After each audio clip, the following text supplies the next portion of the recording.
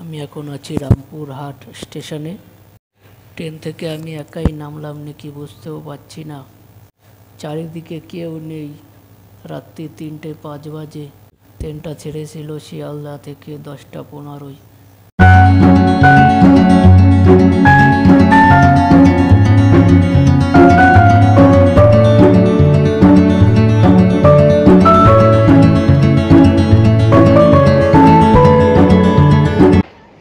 রাত্রি 3টে বাজে।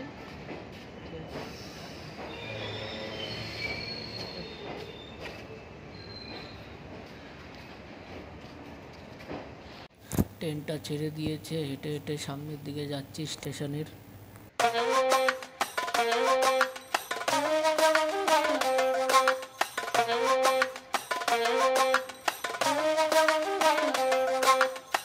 গাইস, ভাবছিলাম স্টেশনের থেকে নামে চা খামো, কিন্তু কোনো দোকান কিচ্ছু দেখতেছি না।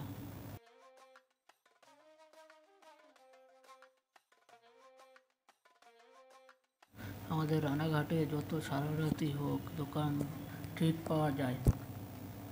সব দোকানদারেরা মনে হয় ঘুমাইছে, পুরো ফাঁকা। দূরে লোক দেখা যাচ্ছে কত। এবার এই প্ল্যাটফর্মে লোকজনের কাছে জিজ্ঞেস করলাম যে তারাপীঠ কোন দিকে। তারা বলল আপনারা 1 নম্বর প্ল্যাটফর্মের দিকে যান। তারপর উঠে 1 নম্বরের দিকে চলে গেলাম।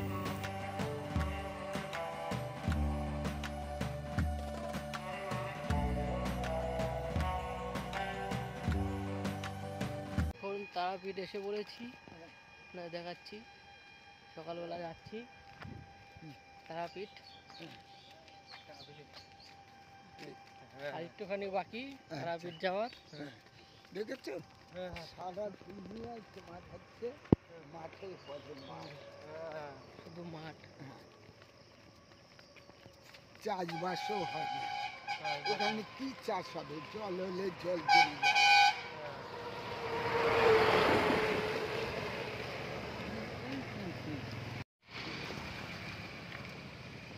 মন্দির চলে এসে পড়েছি, আর একটুখানি বাকি।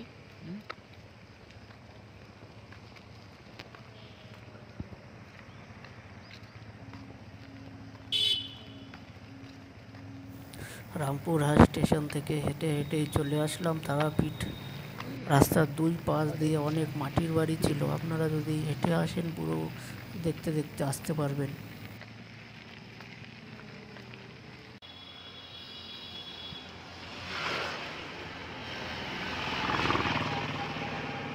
সকালবেলা তারাপীঠের রাস্তায় 2 সাইড দিয়ে সবুজ গাছগুলো খুব সুন্দর লাগছে, এবং রাস্তার 2 পাশ দিয়ে অনেক হোটেল দেখতে পারবেন।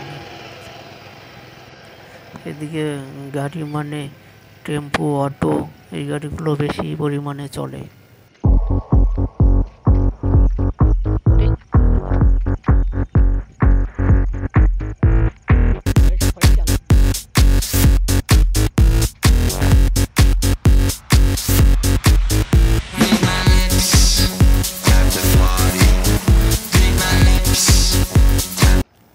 গাইজ, এই যে সামনে ব্রিজের মতো দেখা যাচ্ছে, দেখি ওইখানে ওইটার নিচে কি নদী নাকি খাল। তো এদিকে শুধু অটোই বেশি চলে।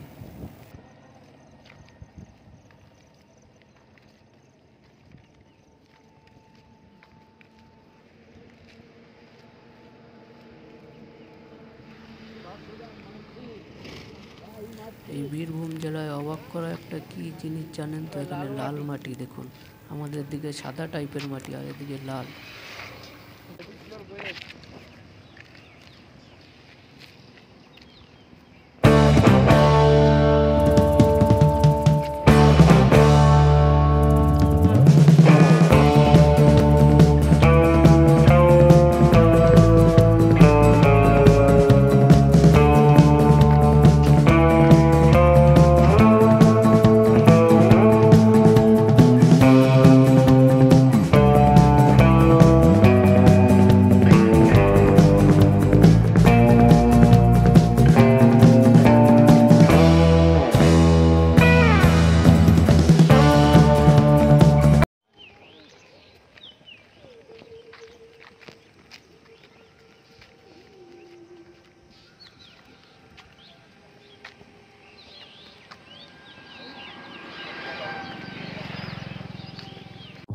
কিছুক্ষণ পাখিদের আওয়াজ শুনতে শুনতে তারাপীঠ মন্দিরের দিকে হেঁটে যাচ্ছি রাস্তা দিয়ে।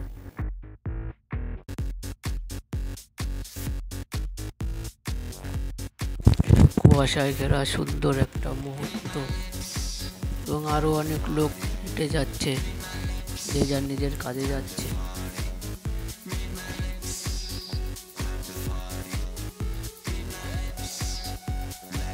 এখন শুধু রাস্তার দুপাশ দিয়ে বড় বড় হোটেল দেখা যাচ্ছে।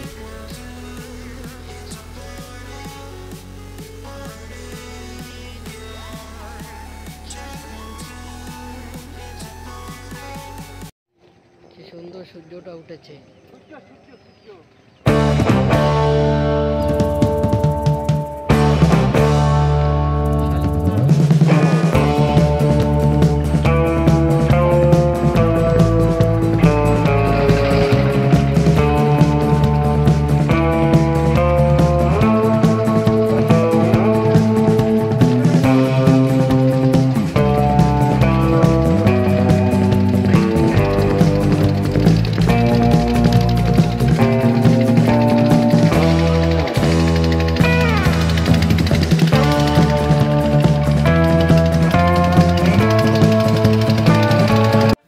কিছুক্ষণ আগে একটা ব্রিজ দেখতে পেয়েছিলাম, এরকম জল ছিল, আবার আরেকটা, জানি না এটা নদী না কোনো শাখা নদী হতে পারে, কিন্তু সকালবেলা খুব সুন্দর লাগছিল।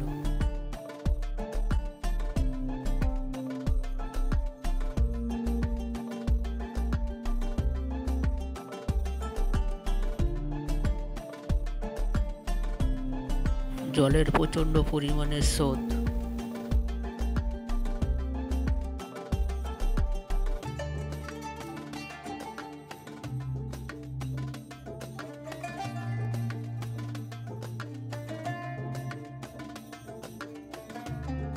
ভালো করে দেখুন, এদিকের মাটিগুলো কিন্তু লাল।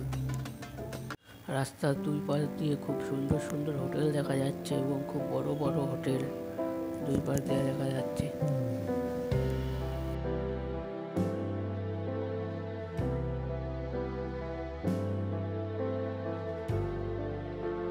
আমি এখন আছি দ্বারকা নদী ব্রিজের উপর দাঁড়িয়ে। এই নদীতে তারাপীঠে অবস্থিত। তারাপীঠ মন্দিরের পাশ দিয়ে এই নদী বয়ে গেছে।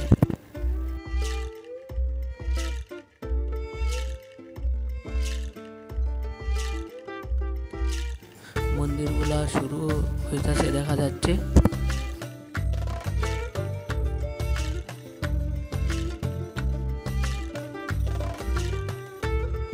এই ব্রিজটা পার হয়ে ডান দিকে মন্দিরের দিকে আস্তে আস্তে চলে যাব।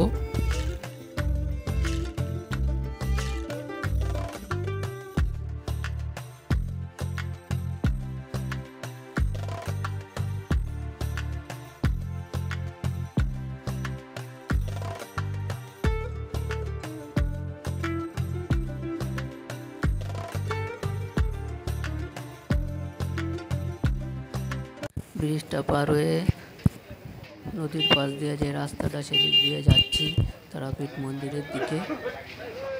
এখন মোটামুটি ভোর 6টার মতো বাজে।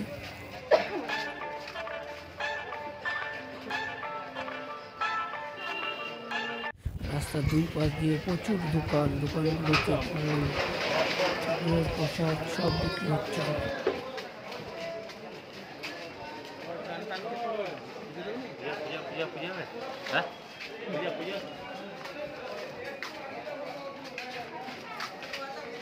খুব সুন্দর সুন্দর ছবি, ঠাকুরের মূর্তি এই দোকানগুলোতে পাওয়া যায়।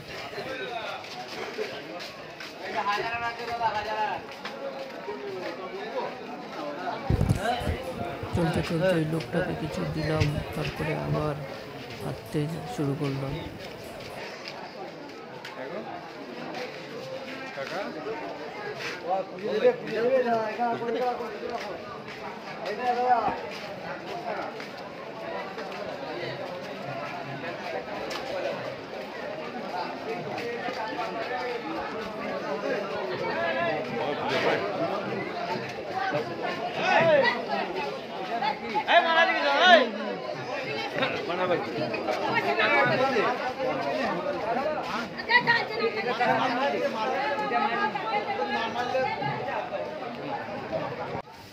পুজো দেওয়ার আগে চানটা করে নেবো, দ্বারকা নদীর দিকে যাচ্ছি।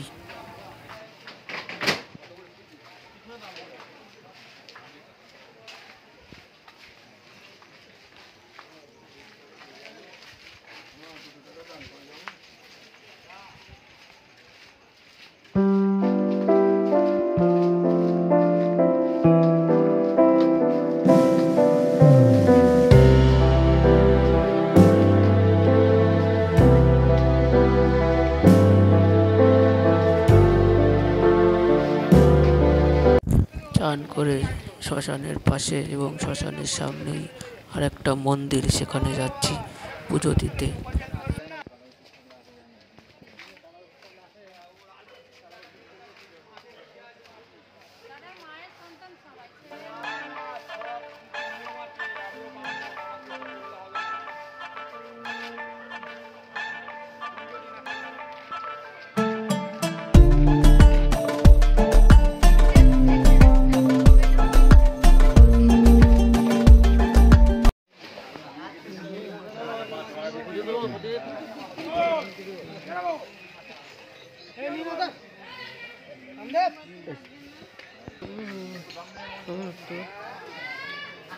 বামনে মন্দির কই গো?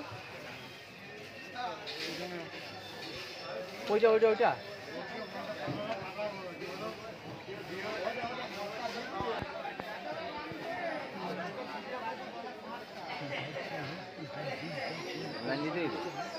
এই যে পিছনে চলো, পিছনে লাইনে দাঁড়াও।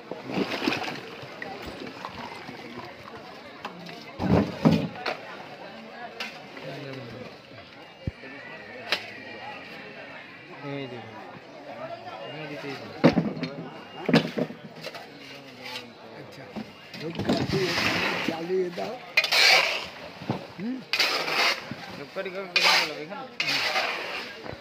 উপরে যাওয়া হবে না? কই? ও বাচ্চা নিয়ে আছে। হ্যাঁ হ্যাঁ, এই হরিণ ফটো তুলো, হনুমানটা।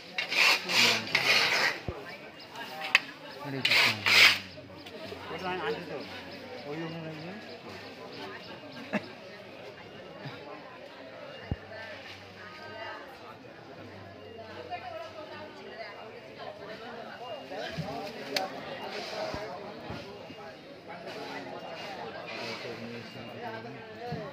শ্মশান ঘাটের পাশে এই মন্দিরটাই নাকি সবচাইতে পুরানো মন্দির এবং প্রথমে এই মন্দিরটাই ছিল, এদিকের সব সাধুরা বলছিল।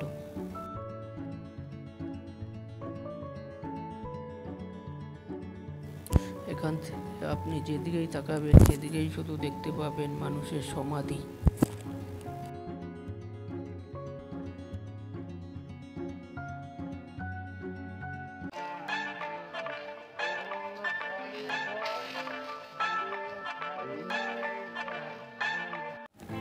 তারাপীঠ শ্মশানের পাশেই দ্বারকা নদী।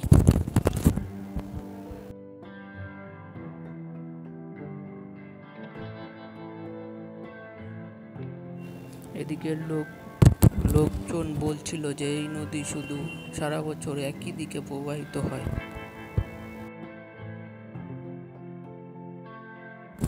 এবার ব্রিজের ওপর থেকে নদী সম্পূর্ণভাবে দেখব।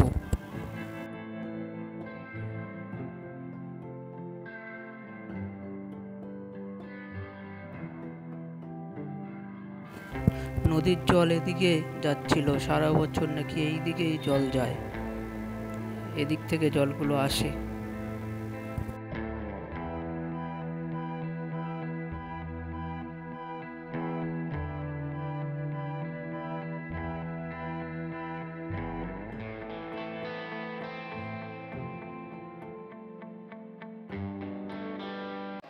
এইবার আমি এখন দাঁড়িয়ে আছি বড় মন্দিরের সামনে, এখন পূজা দেবো।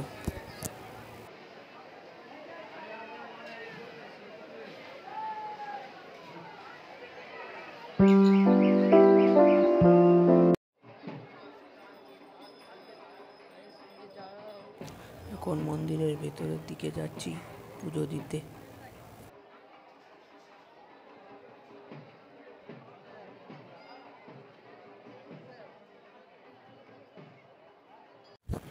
আমি একবার রথের মেলার সময় এসেছিলাম, এত এত ভিড় ছিল, এত বড় লাইন ছিল যে 8 থেকে 9 ঘন্টা লেগেছিল।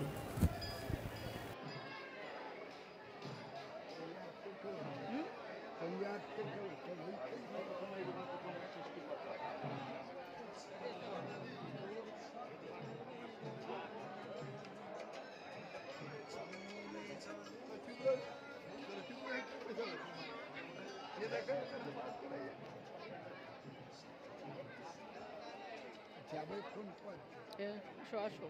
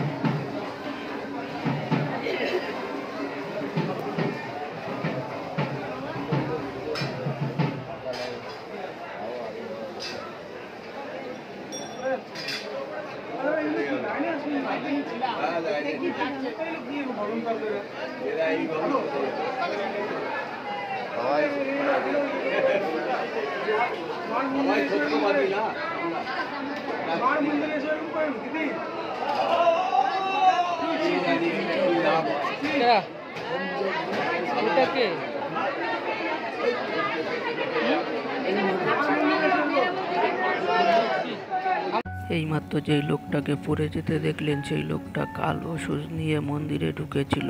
তার সাথে যারা এসেছিল তারা আমার পিছনে লাইনে দাঁড়িয়েছে।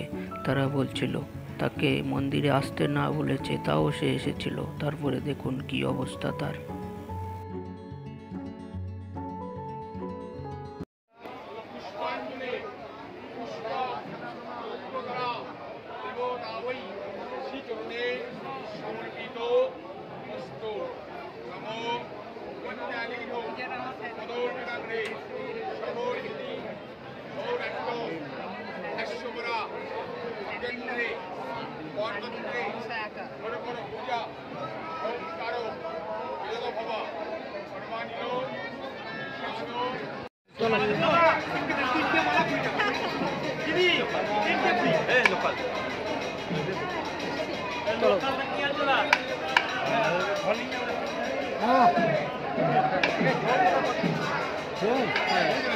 আবার জল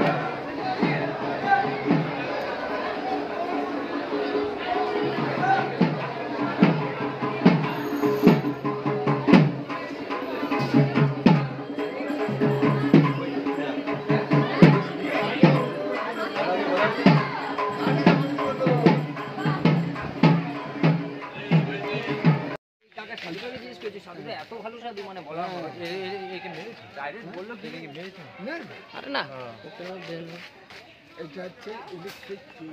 কোনটা ইলেকট্রিক চুল? কোনটা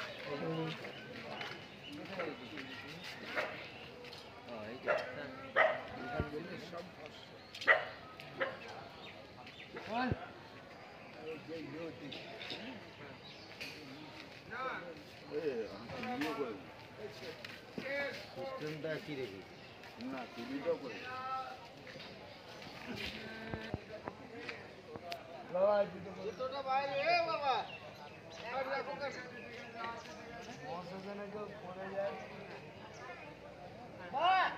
শোন